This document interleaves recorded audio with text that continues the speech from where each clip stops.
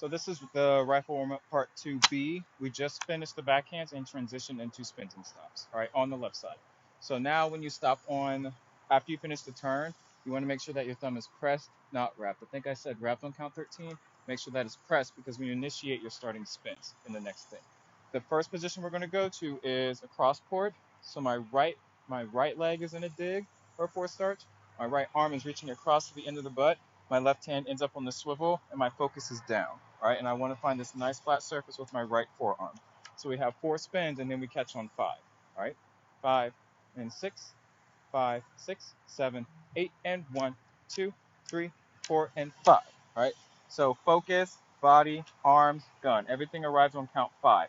Anything that's not correct, you do not get to move until 8 and when we initiate the next section. All right, no matter what position you're in, you have to stop. That's the point of doing spins and stops, is you're able to hit a position on a specific count, and then you can recover the next time you need to move. All right, because if you move while you're in a hold or when you're supposed to be stopped, you're making 2 mistakes now instead of just 1. So cross port is the first one. Our next position is going to be true port, straight up and down. So my right hand is still at the end of the butt, and my left hand is at the swivel. All right. Now that we're on the left side, my left leg is going to come up to passe behind my leg. You want to make sure that you shift the hips over the standing leg. So a lot of times when we do this passe, we do this. We just kick the leg up and then we fall out of it. You have to push your center of body over the heel so that you can really hold this position for 4 counts, right? And turn out that knee. Okay? So going from here, remember the initiation is 8 and. You want the tip to be up on 8 and. You start the initiation on 8. All right? We want to come back to a nice neutral position. Everything arrive on count 1 as we go into that spin. All right?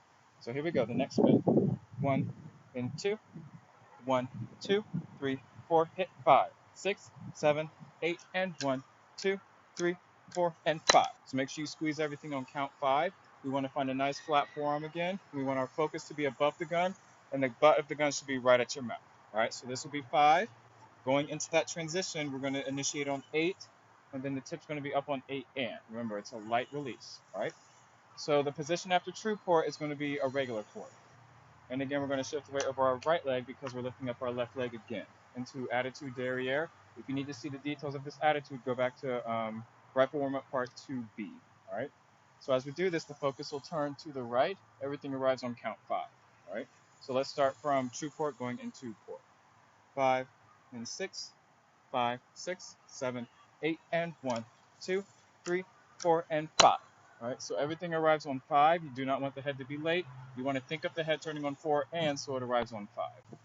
Now, working around the clock, the next position that we have is going to be flat. So we started with cross port, true port, port, and now we're at flat. All right, so we want the right hand to be at the end of the butt, and our left hand is going to be on the swivel. All right, so going into this, we'll be in the second position, demi-plie. All right, so we're not going to be too low, but we're going to still bend our knees. Focus will be slightly forward. We're not hunching over. Okay, so make sure my back is still flat. It's just my focus that goes down. All right, so going from here, let's go from the attitude to the flat. 5, 6, 5, 6, 7, 8, and 1, 2, 3, 4, and 5. So to open up my second position, I step out with my right leg. On the right side, you step out with your left leg. Because if you just stay in your normal second position and do a plie, your heels are inside of your knees. They need to be under your knees in order to do a proper second position demi-plie. So go ahead and take a slight step out as you go into count 5. All right, so we went through all of the positions. Now let's put it all together.